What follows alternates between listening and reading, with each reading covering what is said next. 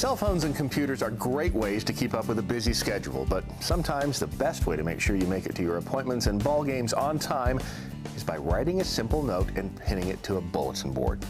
Yep, pretty low tech, but very dependable, and the battery never goes dead.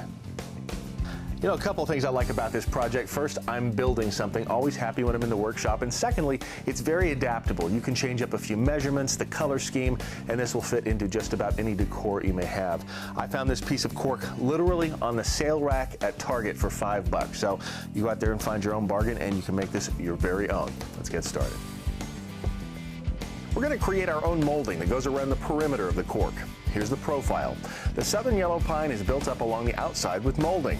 The detail I like the most is this little bead. Now the bit used to create it runs about $35, so you may want to substitute a different profile, and that's just fine. Okay, I've started by ripping the blanks for the legs and the top of our frame. These are 2 3/4 inches wide, but again, you can make this any measurement you like to suit your project. Let's go ahead and put that cool bead on the inside edge of all 3. Adjust your router so the bit leaves a nice smooth transition along the edge of the pine.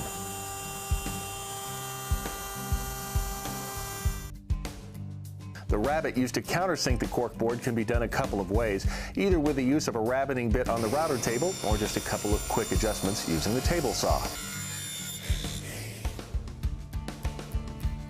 To fit around the cork board, use the miter saw to cut 45-degree angles for the top 2 corners. I'm cutting the legs first. All right, here's an easy way to get the measurement for our top piece of our frame without having to add in the rabbets and subtract the depth and everything else. I'm all about simple. Just lay the 2 sides over the top of the cork, this like that, and measure the outside width. Make sure that they're fitting snugly, just like that. I've got about 16 5/8 in my case, which I've already transferred to this piece here. All I'm going to do is cut the other miter over here on the miter saw. Perfectly. Time to connect everything together with a biscuit joiner. If you've never used one, they're pretty cool.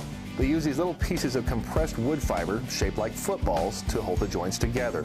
The biscuits come in different sizes. We're using the Porter Cable FFs on this project. Slots are made with this cutter.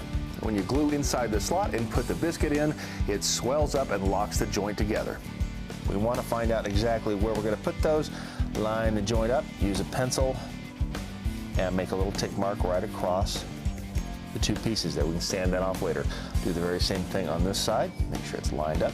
Doesn't have to be perfect. You're just making sure you have a reference mark. Turn the cutter on and create the slots.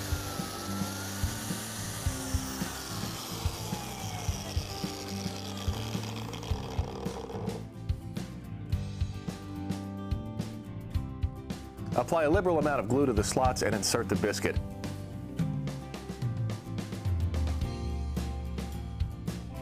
Then wipe off the excess glue with a damp rag. Do the same for the other corner and set the piece aside to dry.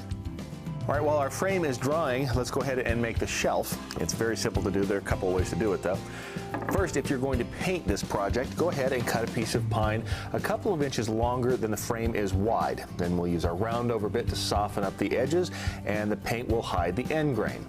If you're going to be staining this, you'll want to make a couple of returns, and make the returns just a little bit wider than the shelf is wide. That way the grain is following itself nicely here. We'll use our round over bit to soften the edges, and we'll use the table saw to trim off these little tails.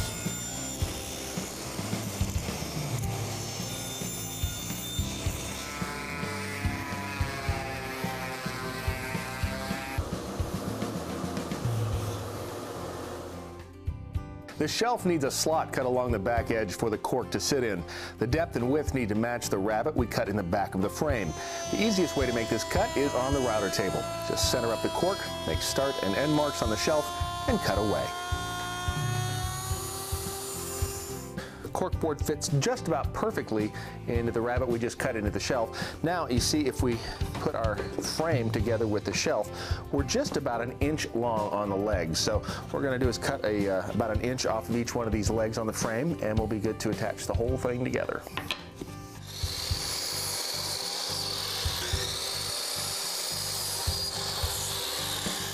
Okay, for the apron at the bottom of the corkboard, I've just cut a single piece of pine and put our decorative bead along the bottom edge.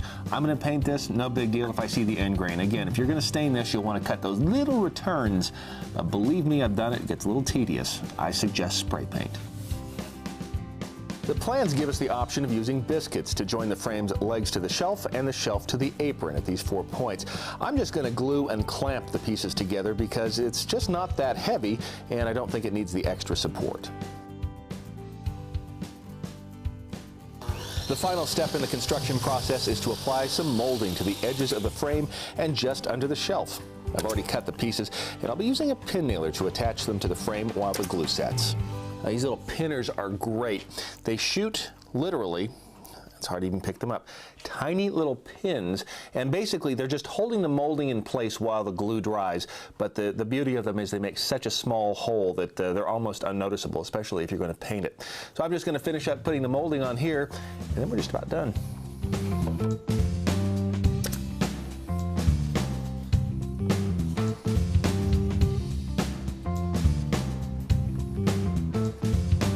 If you don't want to deal with really tiny pieces of molding, you can leave them a little bit long like this, nail them in place, and then use a hacksaw later when the glue dries.